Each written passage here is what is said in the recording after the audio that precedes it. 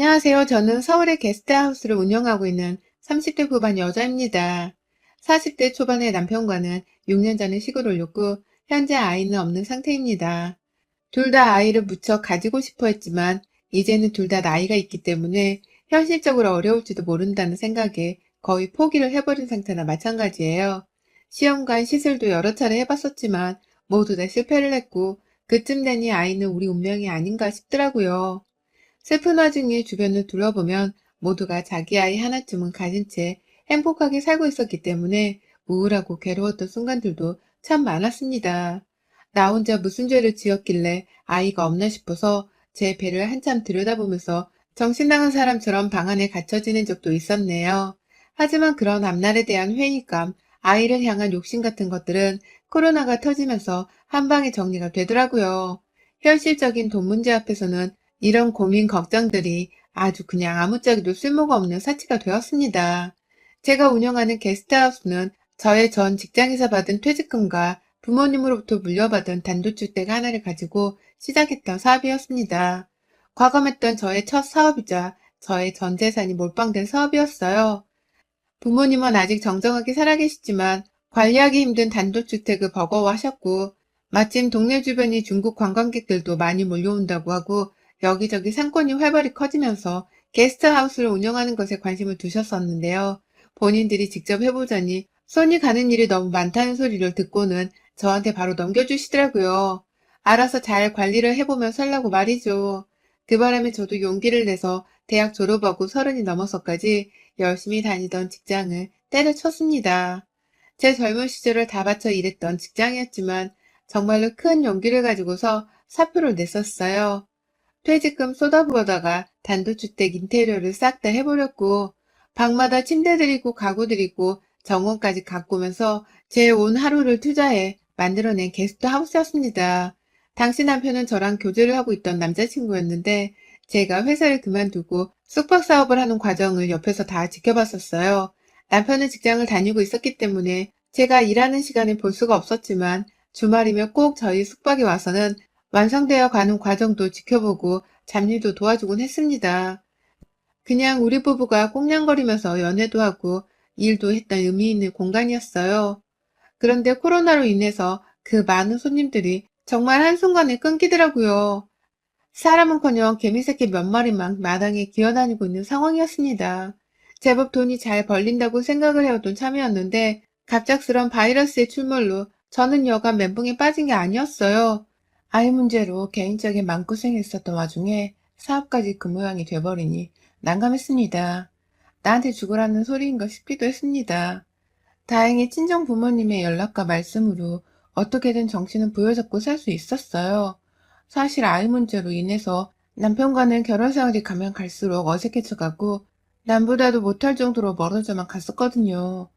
함께 게스트하우스의 일을 도와주며 자기 일 마냥 신경 쓰고 애정을 쏟아붓던 남편도 어느 순간부터는 아이 문제를 핑계 삼아 신경질을 부리며 관심을 툭 끈더군요. 그러곤 꼭 네 일은 네가 알아서 해. 내가 와주길 바라지도 말고 내가 뭘 해주길 바라지도 마. 네 사업이니까 돈이 벌려봤자 네 직업으로 들어가잖아. 라면서 매정한 말을 하더군요. 우리 부부 사이가 좀 더 풍족하게 잘 살고자 하는 사업이었는데 남편은 꼭 네 사업인지 내 사업인지를 따져가며 저와 선을 그으려 했습니다.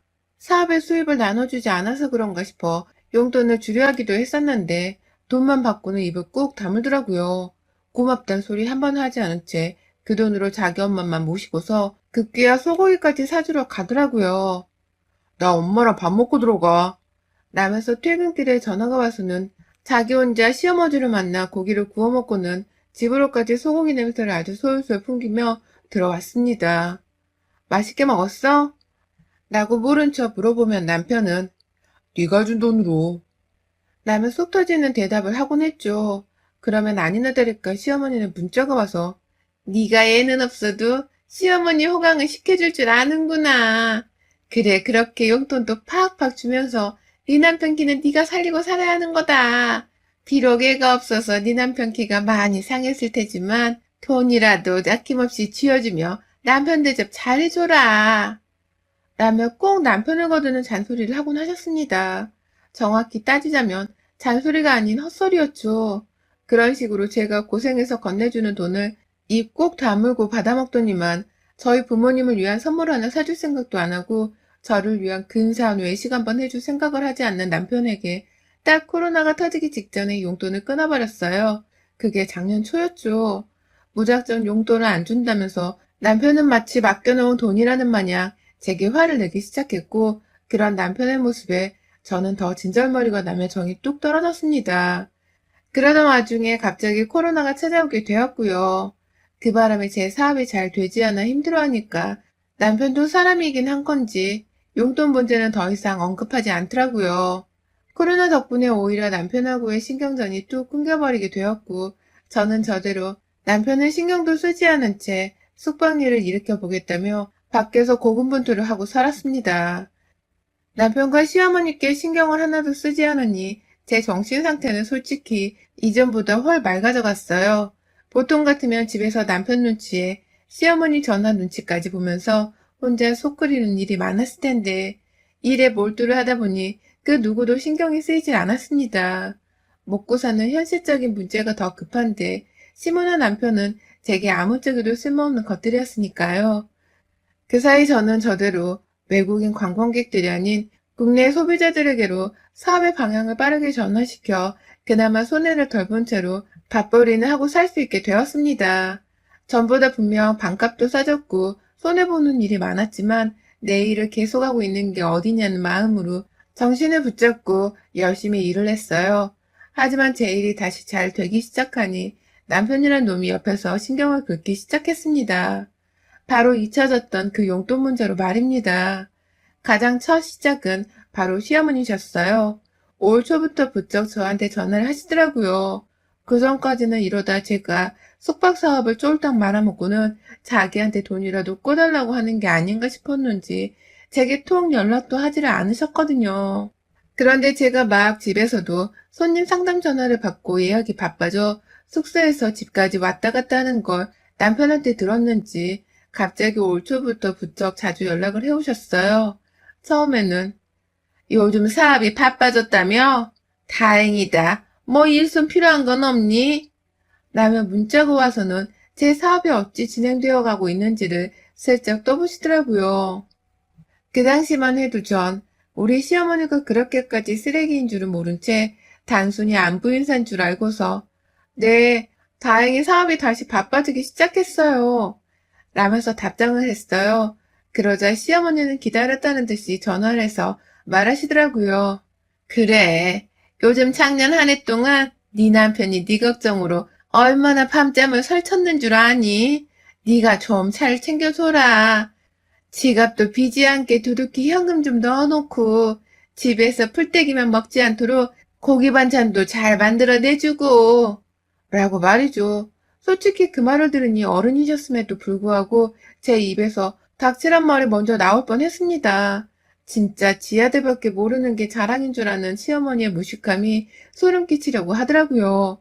저희 남편은 코로나 터지고서 저한테 관심도 제대로 가져주질 않았습니다. 자기 용돈 문제로 신경질만 부리더니 코로나로 제 사업이 어려워진 걸 알고 나서부터는 아예 돈 얘기는 꺼내지 않은 채 무시를 하는 것으로 배우자인 절 방관했어요. 분명 먼저 저를 무시하고 돈 못 버는 능력 없는 여자를 본 건 남편이었습니다. 일하고 들어오면 보란듯이 자기 혼자 먹을 밥만 차려 식탁 위에서 먹고 있고 때 되면 계절옷을 자기 혼자 사서는 보란듯이 제 앞에서 가격표를 뜯으며 옷을 입어보는 남편이었습니다. 제 사업은 아예 망했다고 단정을 지은 것처럼 저에게 무시와 하찮은 표정으로 일관을 하기 바쁜 놈이었어요. 그런 남편의 모습을 보기가 너무 힘들어 저는 더욱 일에 매달렸고 결국 그러다 보니 일로 치유를 받으면서 남편을 신경 끄고 살 수 있었던 건데요. 시어머니는 아무것도 모르는 건지 이제 와서 다시 제게 남편의 지갑을 두둑하게 만들어주라는 소리나 하고 계시니 화딱지가 나더군요. 시어머니의 말씀엔 다 네, 네 하면서 시종일관 단답만 했습니다. 전화를 끊고서도 보란듯이 남편 지갑에 돈을 채워주지 않았고요. 집에서 둘이 살면 필요한 식재료에 공과금 납부, 그리고 하다못해 아파트 관리비까지 전부 다 제가 내고 있었는데 왜 남편이며 시어머니는 제 지갑에서 돈을 빼낼 궁리만 하는지 이해를 할 수 없었습니다. 그러다가 얼마 전 그 이유를 알 수 있었습니다. 저희 시어머니는 최근까지도 지독하리만큼 제게 연락을 해오셨어요. 그가 남편한테 사사건건 제가 용돈을 주는지 안 주는지를 물어봤었는지 저희 집 사정은 다 알고 계시더라고요. 너 아직도 네 남편 용돈은커녕 10원짜리 동전 하나를 안 줬다며? 네가 사람이니 응? 라고 타박을 하시는 어머님 말씀에 해도 해도 너무한다는 원망의 목소리를 내비치며 전화를 끊었습니다. 당장 집으로 가서 남편에게 말했어요. 어머님은 당신은 아직도 용돈이나 받아 쓰는 중딩으로 하는 거야? 아님 내가 당신 지갑 채워줘야 하는 돈줄로 하는 거야? 왜 내 사업으로 번 돈을 당신한테 주라 마라 자꾸 전화가 오냐고. 라면서 급기야 더는 못 참겠다고 화를 내버렸죠. 하지만 이내 보인 남편의 태도가 정말이지 오만정이 다 떨어지게 만들었습니다. 그러는 네가 뭔데? 라고 말하더라고요. 그러니까 남편마저도 저를 사업에서 용돈이나 줘야 하는 바깥 여자, 그 이상도 이하도 아니라고 생각을 하고 있었더라고요. 자기 엄마 편을 들면서 눈 하나 깜빡하지 않고 저에게 질문하는 남편의 말에 다리에 힘이 풀렸습니다. 주저앉아 이혼하자고 내뱉는 제 말에 네가 퍽이나 이혼을 하겠다. 너같이 독한 애가? 라며 코웃음을 끼고 방 안으로 들어가던 남편. 어디서부터 잘못된 건지 정말 하나도 모르겠더라고요. 주구장창 나를 원망하고 무시만 했던 남편을 어떻게 대했어야 내가 좀 더 대우를 받을 수 있을까 싶어서 저를 향한 후회도 막심했습니다. 이 상황이 다 제 탓으로 비롯된 것만 같아 쓸데없는 자책감이 들었어요. 하지만 그 다음날 더 큰 반전이 일어났습니다. 아무 일도 없었다는 듯이 제게 차려주는 아침을 먹고서 출근을 한 남편이 글쎄 시어머니께 전날 있었던 일에 대해 다 말을 했나 보더라고요. 게스트하우스로 청소를 하러 가 있던 제게 불이 나도록 전화가 울려댔어요. 청소일이 너무 바빠서 연락을 받지 못하고 있다가 하도 짜증이 나서 전화를 받았더니만 어머니께서 글쎄 문 열어! 라고 소리를 지르는 게 아니겠어요? 그러고는 글쎄 설마 하며 저희 게스트하우스의 현관문을 열어보니 마당에 시어머니가 계시더라고요. 손님들이 왔다 갔다 해서 대문은 늘 잠금장치 없이 열어놓는 편이었는데 그 문 안으로 우리 시어머니가 들어와 계시는 모습에 정말 기겁을 했습니다.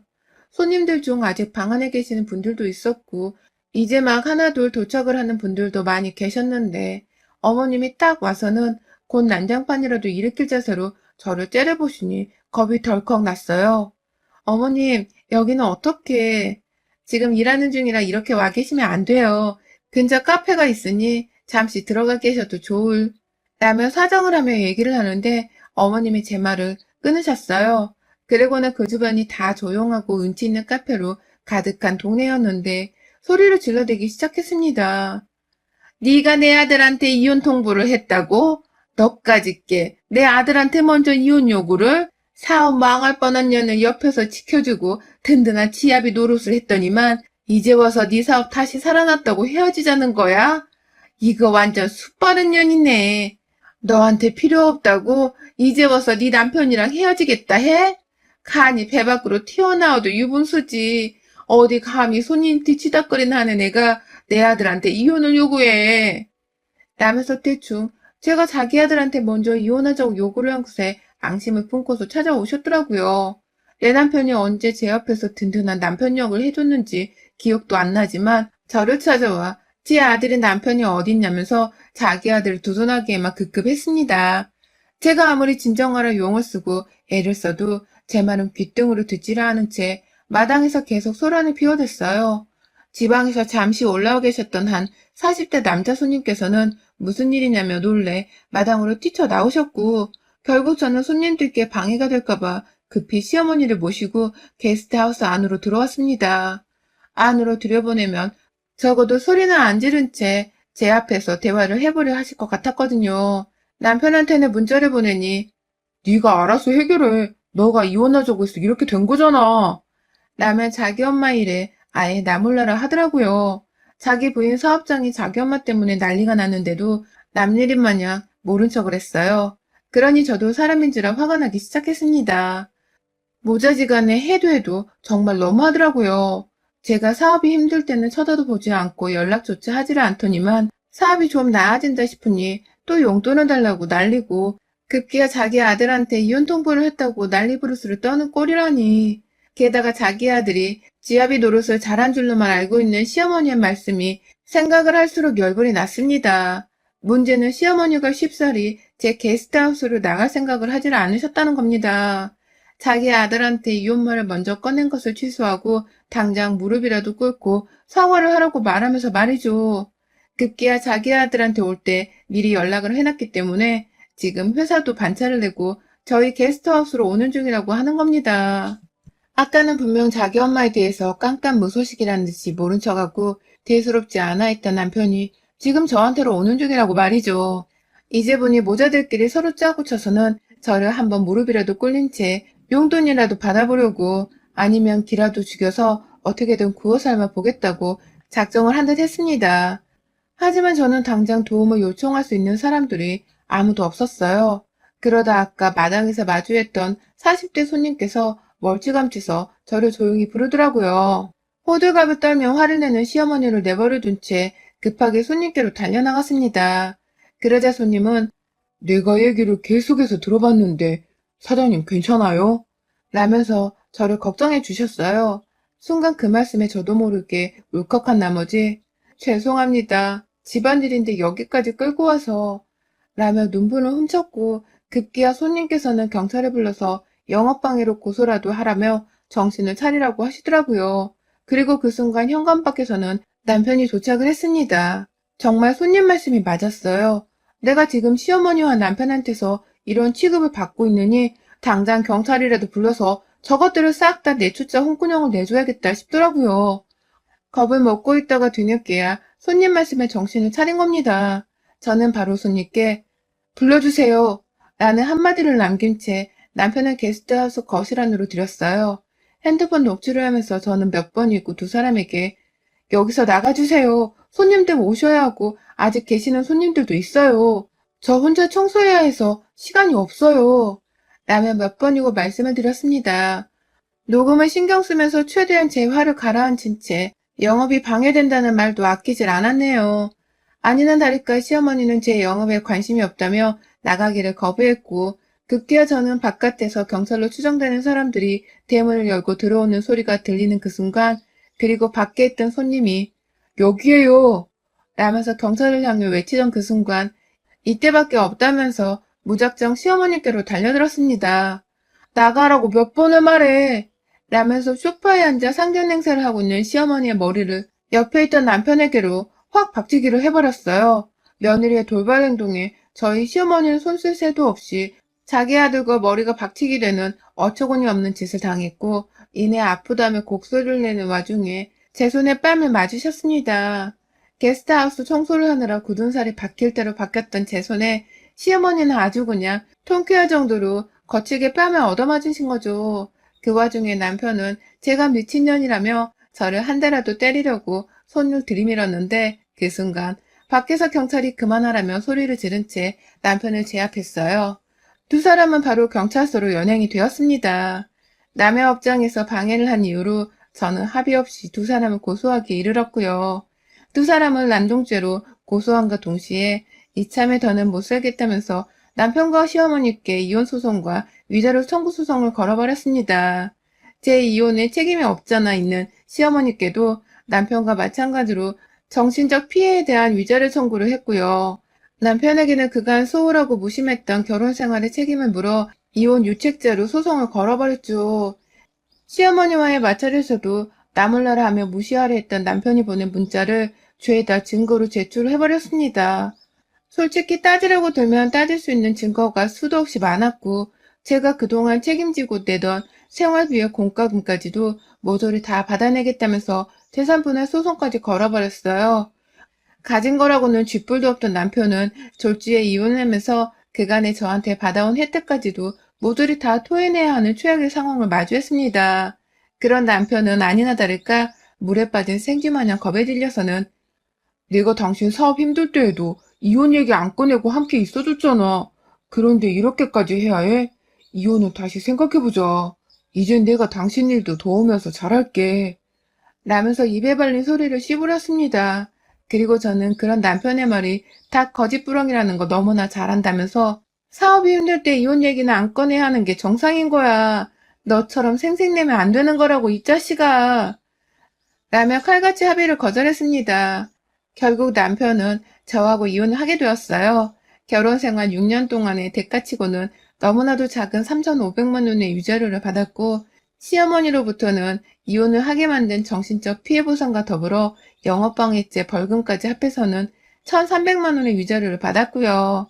제가 가지고 있는 게스트하우스 주택을 팔기만 해도 지금 당장 돈 10억은 우습게 받을 수 있는데, 두 모자한테 합쳐서 돈 5천만 원도 안 되는 위자료를 받아 좀 허탈하더라고요.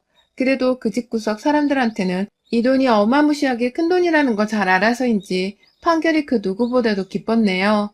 어디 한번 보란 듯이 이 위자료를 가지고서 맛난 엿이라도 사 먹으며 앞으로는 제 행복을 찾아 열심히 살 겁니다. 남편이나 시모처럼 제 노력과 삶을 무시하려 드는 것들이랑은 철벽을 치고 살 거예요. 여러분의 생각은 댓글로 남겨주세요. 오늘도 시청해주셔서 정말 감사합니다.